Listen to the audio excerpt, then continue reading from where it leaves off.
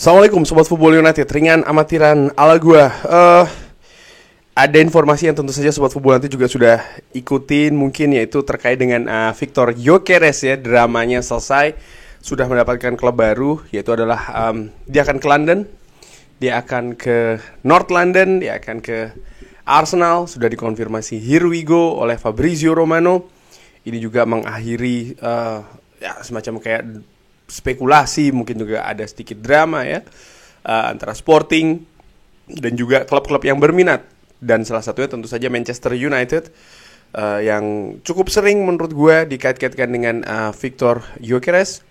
Dan dengan here we go-nya Gyökeres ke Arsenal, ini berarti berlanjut spekulasi siapa yang akan menjadi penyerang ataupun striker Manchester United yang akan diincar ataupun bahkan yang akan mengisi posisi tersebut lini depan. Nah, ada beberapa informasi ya yang ingin gue sampaikan di video kali ini terkait dengan ada nama Victor Gyökeres juga, cerita di balik layar mungkin sebelum dia ke Arsenal, dan juga pemain-pemain lain ini.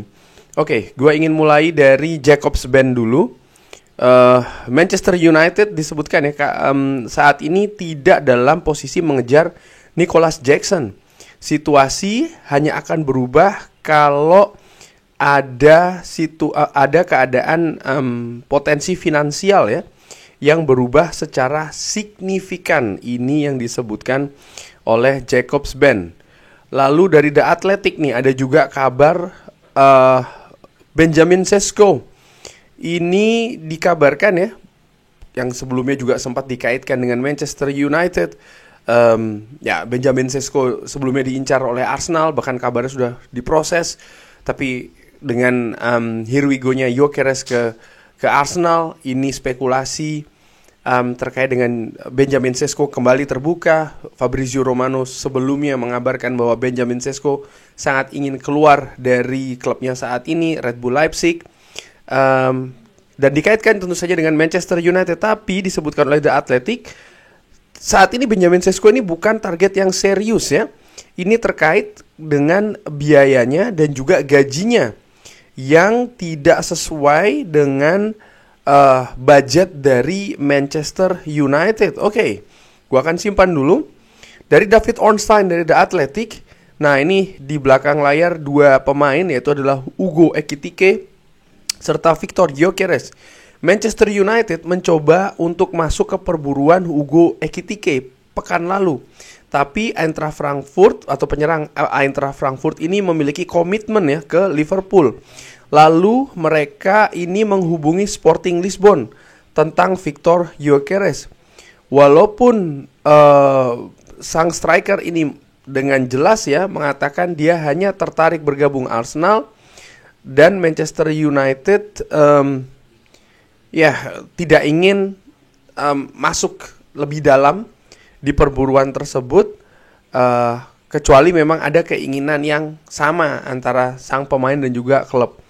Oke, Fabrizio Romano menginformasikan di hari Senin sampai dengan Selasa, Victor Gyökeres sekali lagi ini ditawarkan ke Manchester United oleh pihak ketiga ini ya. Tapi pesan dari sang pemain sendiri tidak berubah. Dia hanya ingin bergabung ke Arsenal.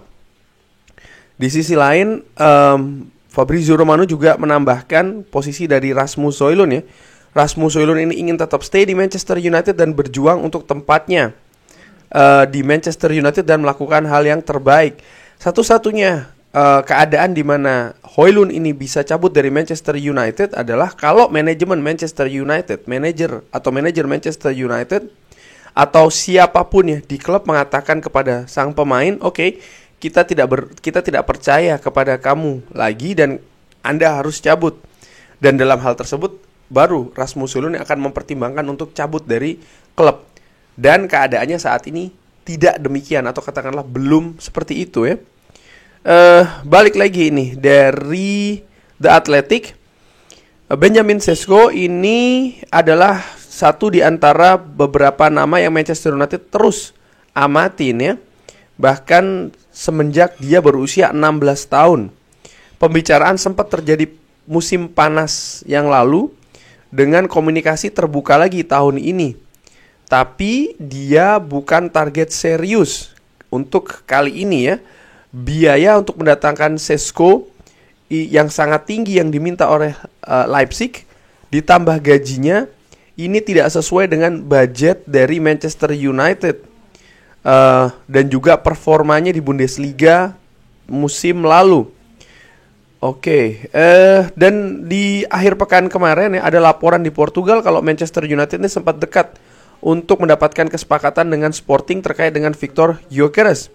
Tapi sumber Manchester United ya ini mengatakan bahwa klub tidak pernah membuat penawaran dan tidak akan melakukannya. Ruben Amorim menyukai Gyökeres, tapi sang pemain ini fokus ke Arsenal. Nah, yang menarik ini dari kabar-kabar bahwa Manchester United dikaitkan dengan 2 striker mahal menurut gua, bahkan 3. Gyökeres, Ugo Ekitike, lalu juga Benjamin Šeško ya. Ini menurut gua menarik, dan juga Nicolas Jackson. Sebelumnya Manchester United terus juga ini dikaitkan dengan Ollie Watkins sebagai salah satu opsi juga untuk pemain lini depan Manchester United. Jadi memang semua nama yang dikaitkan ini memang cenderung nama-nama mahal. Dan yang menarik menurut gue adalah dari David Ornstein ya, The Athletic mengatakan bahwa Benjamin Šeško dan juga Ollie Watkins ini ada di daftar buruan striker Manchester United di musim panas kali ini. Yang ingin gue katakan adalah begini. Nama-nama mahal semua, tapi Manchester United ternyata selain punya keinginan, seakan-akan mereka juga memiliki kemampuan yang membatasi mereka, usaha mereka untuk mendatangkan Ugo Ekitike ataupun Gyökeres adalah minat dari sang pemain itu ke klub lain ya kan, tidak ke Manchester United. Ugo Ekitike tadi disebutkan di artikel bahwa dia lebih ingin ke Liverpool, sementara Victor Gyökeres fokusnya ke Arsenal, sehingga Manchester United tidak ingin mengejar pemain yang tidak ada minat yang mutual atau sama-sama berminat gitu dari klub dan juga dari sang pemain, sehingga akhirnya Manchester United tidak sampai jauh untuk bernegosiasi bahkan ya dengan klub dan lain-lain. Tapi di sisi lain terkait dengan Benjamin Šeško yang disampaikan oleh David Ornstein, Manchester United tidak menempatkan Benjamin Šeško di daftar buruan ataupun prioritas karena harga yang mahal dan juga gaji yang tinggi. Ini menurut gua agak sedikit anomali sebenarnya, karena baik itu Gyökeres maupun juga Ugo Ekitike, ya Manchester United pun juga ini kan mahal gitu loh. Dari situ kalau menurut gue ketika gue baca informasi ini, gue artikan bahwa ya mungkin bukan hanya terkait dengan Ugo Ekitike dan juga Gyökeres yang tidak berminat ke Manchester United tapi ke klub lain, tapi tetap juga nih ada situasi harga yang menahan Manchester United untuk masuk ke perburuan, ke perang harga, katakanlah seperti itu, dengan klub lain untuk mendatangkan, karena mereka tahu bahwa amunisi mereka ini tidak cukup banyak, sehingga kalau sang pemain tidak ingin ke Manchester United, ya situasinya akan tambah sulit lagi. Sudah budgetnya lebih rendah dari klub lain, dan sang pemain pun juga tidak ingin fokus ke Manchester United. Jadi peluang Manchester United untuk bisa memenangkan persaingan ataupun perburuan untuk mendatangkan pemain tersebut tidak besar, sehingga Manchester United ya urung ya untuk melangkah lebih lanjut. Dan ini menurut gue pun juga akan menjadi semacam kayak pertimbangan Manchester United untuk bergerak mendatangkan striker di musim panas ini. Termasuk misalnya untuk mendatangkan Ollie Watkins ya, yang juga dikaitkan dengan Manchester United. Jadi faktor harga ini sangat menentukan. Manchester United seperti diinformasikan di awal bursa transfer memiliki kecenderungan untuk disiplin dalam melakukan pengeluaran, baik itu secara transfer ataupun juga pembayaran gaji pemain. Dan ini merupakan gaya yang menurut gue berbeda ya jika dibandingkan dengan periode-periode sebelumnya. Satu hal juga yang gue lihat bahwa Manchester United tidak akan, ataupun besar kemungkinan tidak akan memproses pemain ya untuk didatangkan kalau sang pemain ini tidak memiliki fokus 100% untuk datang ke Manchester United. Kalau pemain ingin ke Manchester United, oke, cek satu. Kalau sang pemain harganya tidak terlalu tinggi gaji dan juga biaya transfernya, cek lagi.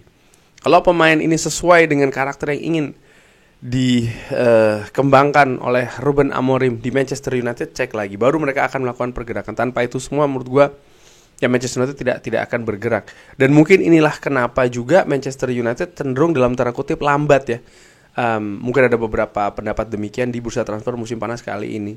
Dan menurut gue itu nggak masalah sih. Menurut gue nggak masalah karena kalau melihat hanya cepat-cepatan, lalu juga siapapun yang penting datang, mau harga mahal, mau gaji tinggi, penting datang.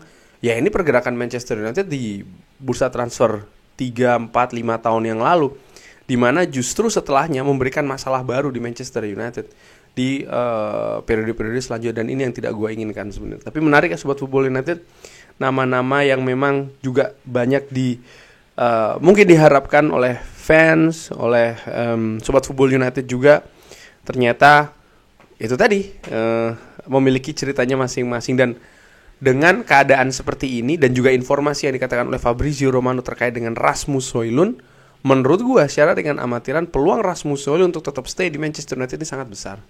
Sangat besar, dan ini mungkin agak bertolak belakang jika disebutkan oleh jurnalis-jurnalis seperti kayak Laurie Whitwell ataupun David Ornstein yang mengatakan bahwa peluang Rasmus Højlund untuk cabut di transfer Manchester United ini besar sekali. Ya kalau ada minat yang hadir dan Manchester United melihat angka yang akan dibayarkan, perhitungan dan lain-lain ini bisa untuk mendatangkan striker baru yang sesuai yang mereka inginkan, yang dengan poin-poin tadi gue sebutkan, itu baru mungkin mereka akan bergerak. Tapi tanpa itu semua mereka pun juga akan berhati-hati menurut gue untuk melepas Rasmus Højlund. Artinya kalau mereka sudah memiliki ganti bukan hanya nama saja, tapi juga dengan klasifikasi yang gue sebutkan tadi, baru mereka akan bergerak untuk melepas Rasmus Højlund. Kalau tidak sih menurut gue sekarang bahkan peluangnya besar ya, untuk Rasmus Højlund tetap stay. Tapi apakah ini berarti Manchester United tidak akan mendatangkan striker baru? Ya ada juga beberapa opsi ya kan, pemain-pemain yang mungkin bukan usia tapi harga lebih murah dan lain-lain. Ini juga menurut gue bisa jadi akan berkembang nih kemungkinan ini di beberapa hari ke depan. Kurang lebih seperti itu Sobat Football United. Bagaimana? Silahkan drop di kolom komen. Terima kasih sudah menyaksikan. Jangan lupa like, sholat, dan juga subscribe. Wassalamualaikum warahmatullahi wabarakatuh. Thank you.